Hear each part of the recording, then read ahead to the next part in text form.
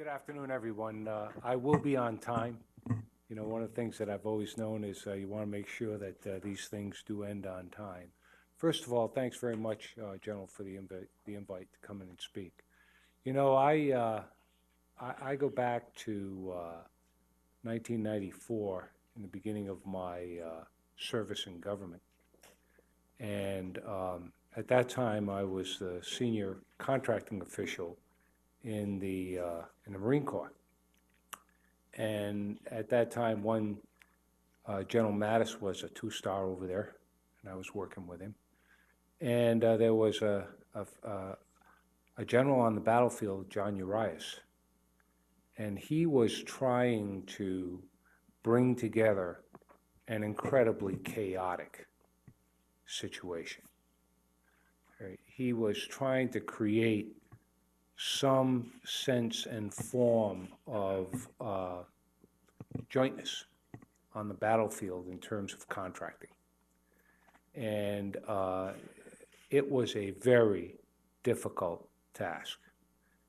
And you know, the reality is where we are today, General Hoskins was just here, we have made remarkable improvement. When you look at the capability of our soldiers, our sailors to a lesser extent, just because of the numbers and what they do, our Marines, and of course our Air Force contingent on the battlefield, they have performed remarkably well.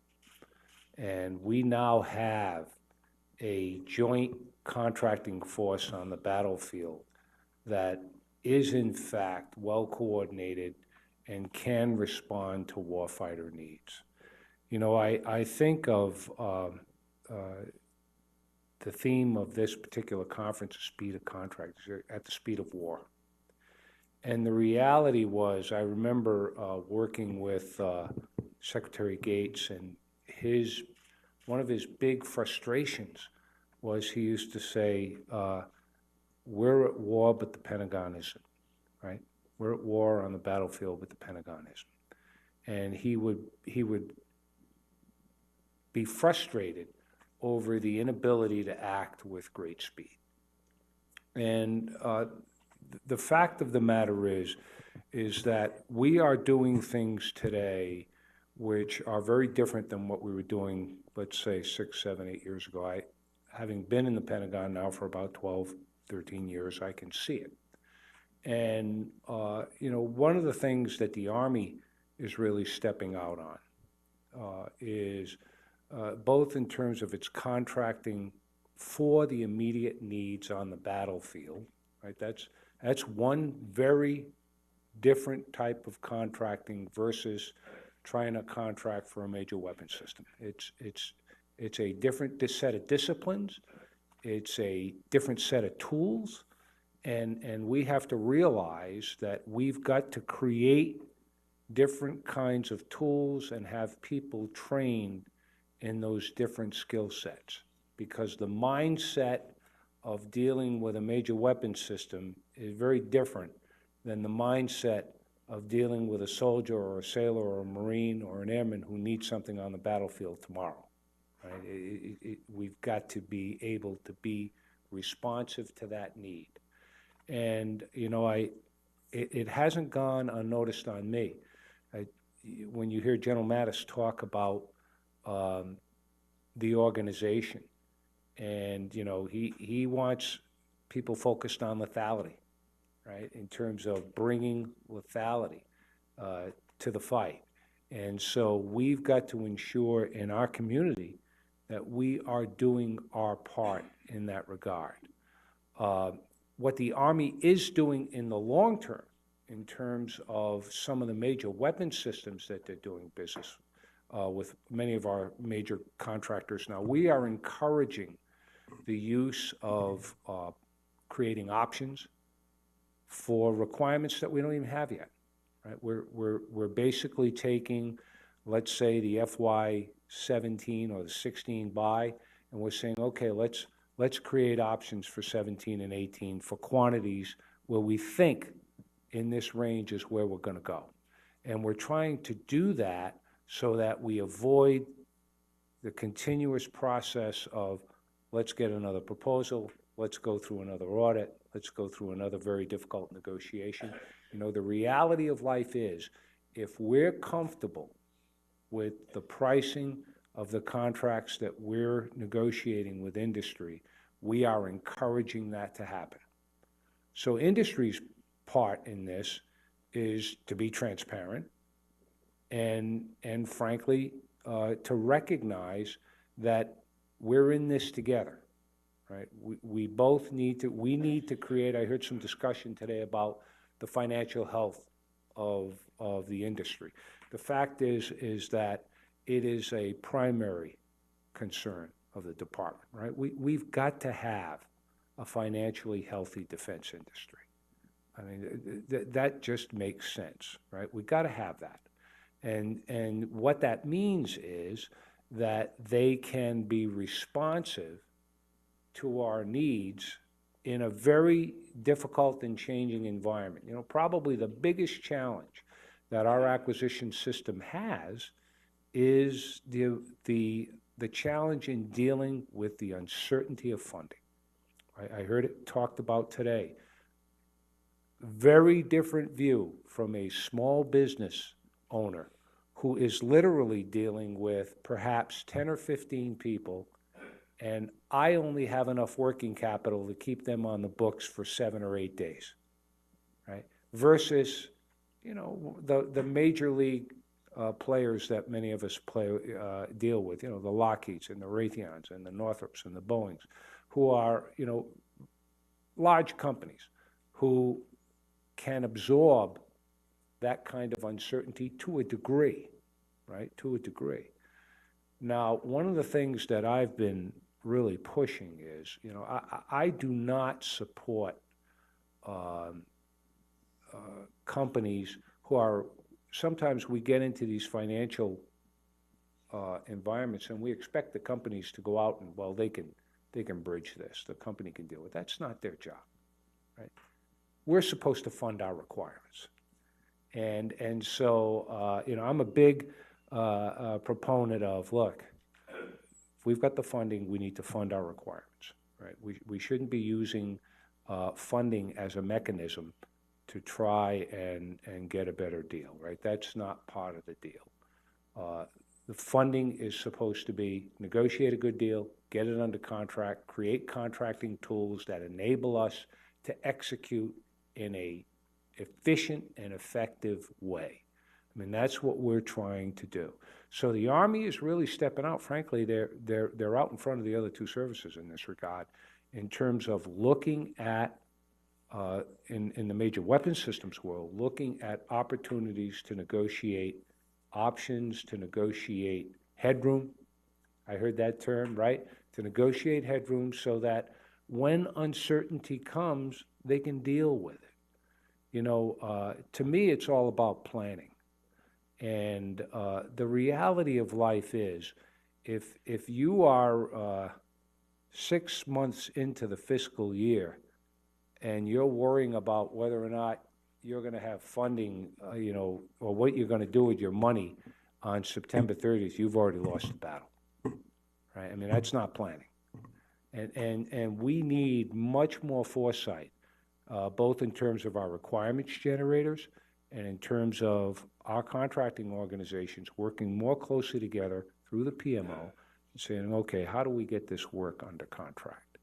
So for me, what I don't want to see, and frankly, I put a lot of stress on the workforce. I put a lot of stress on the Army workforce in terms of expecting them to take care of the taxpayers, right? And so the name of the game in our world is not to issue contracts that we don't think are a good deal for the taxpayers. We're just not going to do that. And so we have to be in a position where we have done sufficient planning so that we can effect a solid contract, gives the company an opportunity to make a fair and reasonable return, gets the product to the warfighters when they need it, right? That's the path we want to go down. And so I was really heartened by the opportunity to speak today, because there is a balance between speed and getting warfighters what they need. And the reality of life is, when we're talking about equipment on the battlefield, stuff that needs to get there today, we've got to do whatever it is we've got to do to get it there. That's the way it is. And we're not putting any warfighter in harm's way because of a bureaucratic process. We're just not going to do that. On the other hand, right, for our major weapon systems, when we're talking about delivering something 4 years from today, or 5 years from today, or 3 years from today, we want to make sure that we have used the Army's money wisely, right? We've used the Army's money wisely. And so there is that balance between execution of funds, and frankly, I don't think we've ever really, as an organization, we've ever really gotten that value proposition right, where we've had requirements generators, financial community, and the acquisition community say, what is the balance, right? Because if I know the Army, one of the large pressures within the Army on the, when I've talked to, not just the Army, Air Force, and Navy too, when I've talked to the leadership, I've said, look, the largest single impediment to getting a good deal is the pressure to obligate money. There's no doubt about it. And so we have got to find that balance where we're meeting our commitments to our financial brothers and sisters in the financial community, because it is important. I mean, the reality of life is, unlike many companies, they don't have a time limit to say, well, if it's not done by this date, you lose it, right? I've seen many times on an industrial side of the street where rather than take a bad deal, they've just said, no thanks, right? We're not going that way. Well, that means our revenue is going to be short. Well, so be it. We're just not going that way. And so we need to be in a position where, where we're acting as responsibly as we can, but we have to recognize that we've done a grave disservice to the warfighters if, in fact, because of poor planning, poor requirements definition, poor contracting procedures, we've left money on the table, right? That's not doing anybody any good in terms of executing for the warfighters or the taxpayers, because it does scream out that there's something wrong in the planning process here, right? And we're all part of that as one team. So one of the things that I hope that we can get more in alignment of is the alignment of the value stream. What's most important to us at any particular time, and how do we create that balance between timely execution of cash expenditures and responsible contracting on behalf of our warfighters, most importantly, getting them what they need when they need it. Now, there's been a lot of talk about what's happening, with the administration. And the fact of the matter is, from my perspective, the last time this happened, when we had a change in administration, it's not much different right now than it was then. I mean, the reality was, I think I was the acting deputy undersecretary and the acting assistant secretary for 21 months. So, I mean, these things happen. And we will get good people to come forward, and I'm sure there are already many being evaluated, and we'll get the job done. Our job as career civil servants is to make sure the trains are running now. Right? Leadership will come on board. We'll be just fine. So I don't see any issue in terms of execution as a result of, well, we've got this change in administration and we have a lot of folks that have got to be appointed. The reality is it's about where it's been in my experience in watching two different administrations go through this process. Frankly, I've said this publicly before, from a guy like me who does, who is a negotiator, who does that for a living, having the President of the United States who actually understands what we do for a living is kind of a blessing, right? When you have the leader of the country who has a complete and total understanding of what it takes to get a good business deal, and he understands it. And if you read any of his books, you'll see that he understands it. And so from my perspective, this is, it couldn't be better in terms of getting support to go get a good deal on behalf of the taxpayers and make sure you take care of those war fighters. I am going to, I'd like to just leave it open for just a couple of minutes for anyone who might have a question about a particular topic. I'd be happy to respond, and then I will end on time, General. Yes, sir. We had a presentation earlier on DIUX. Yes. Which has got some really intriguing aspects to it. More rapid acquisition, less complex rules that have to be abided by. Where do you see that going? Is it going to result in... It's a great question. And frankly, I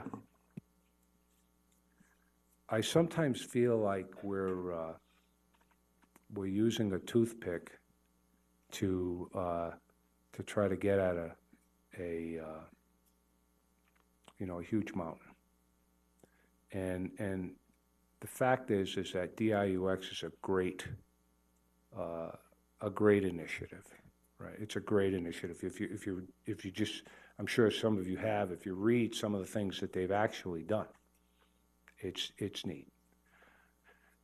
The reality of life is, we've heard some talk a little bit about using OTAs, other transaction authorities.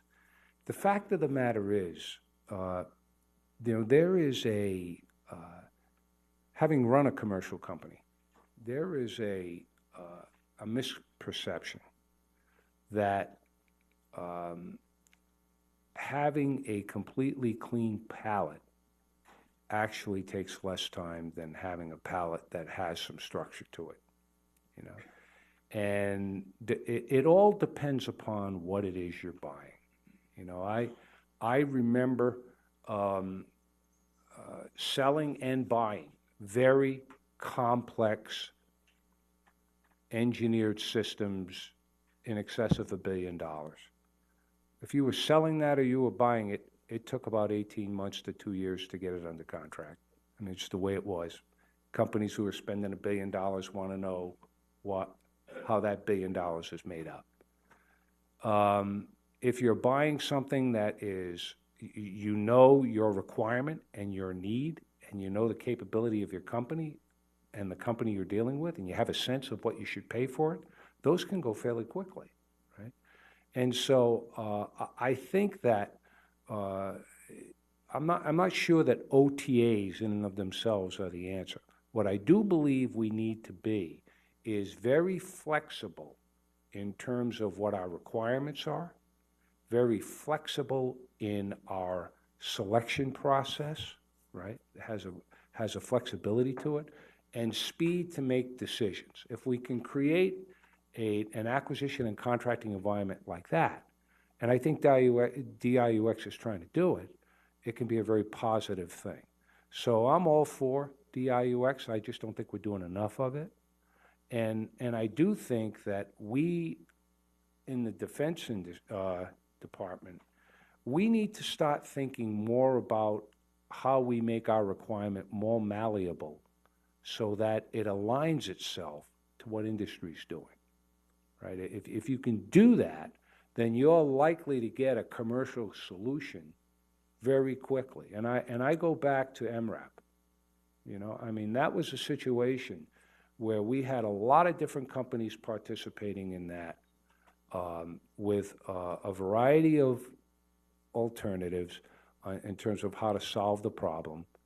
We got that stuff under contract in record time and saved a lot of soldiers, sailors, airmen, and Marines' lives. And so we can do that. But I think that in terms of technologies, we have to be more nimble on our side of the street and the requirements side of the street to recognize what the technologies are and to say, how do those technologies help solve a problem we have? Because I often think that we can get stuff fielded and in the field. If we're just thinking about it, and this is a kind of an anecdote, but it's true, the 75 or 80% solution, I can get it to you in 6 months. You want the very sophisticated, detailed solution, that's going to take 2 or 3 years. When I step back, and now I'll just go to the other spectrum about buying a major system. Right? One of the things that we did when we were getting ready to buy tankers, we kind of stepped back and we said, why does it take so long to buy a tanker and to build a tanker? Well, and we looked down average, how long does it take us to design and build a product like that? And it ranged from 6 to 10 years. Well, how long does it take industry to do that? Well, guess what? It ranges from 6 to 10 years to take for Airbus or Boeing to take a product from scratch and put it online. So, there are certain things that just take a while to do, which is why I'm saying that I think the most successful approaches are looking for the existing technologies that solve problems and be able to be malleable enough, I use that term, to move our requirement around to say, okay, well, it'll at least solve this. Let's get it in the field. Now let's talk about the technology of the future. So I'm all for it. Anybody else? Any other questions? Yes. Yeah. So let me try, sort of related to that is, the department's been under a lot of pressure to do acquisition reform. Do you see the lessons learned coming out of DIUX materially contributing to acquisition reform, or is it probably not going to move the needle much? It depends. I think that it depends what you're buying. If you're buying a Joint Strike Fighter, an incredibly complex machine, that's a little bit different than buying a quick technology to get out into the field. So it really depends. I do think there can be benefit to it, and I think that we need to be open to the 809 panel's ideas and recommendations that they're going to make. I do think there needs to be a recognition that we can do things more effectively and efficiently. I take from Secretary Mattis himself in terms of saying, look, I got a bureaucracy here, but I'd like to have as little bureaucracy as I absolutely have to have, right? And he wants us to focus most of our energy to providing lethality, right? And getting what the warfighters need, being as efficient and effective in our administrative process as we possibly can. So to the degree that DIUX can assist us in doing that, we ought to embrace it completely. With that, General, I'd like to say thank you very much for giving me the opportunity to come by. Look, you folks who are either members of AUSA or support the United States Army, look, the Army is doing remarkable things. I mean, in the world of acquisition, I can see it. I can see it up at Aberdeen. I can see it at Picatinny. I can see it especially down in Huntsville and out in Detroit. I mean, they're doing some great work. They're doing some great work. And the reality is the capability of our soldiers on the battlefield has improved remarkably over the last 5 or 6 years. It is I remember going through the Commission on Wartime Contracting and getting all the criticism that we got. And I give the Army leadership all the credit in the world. They stood tall and they made the changes that were needed to be made, ACC being one of them, right? And so my hat's off to the Army. They're making progress. We just have to realize that this is a continuous journey of improvement, right? And we can always be better, and the Army can always be better. And I look forward to working with them over the next 4 years. Thank you.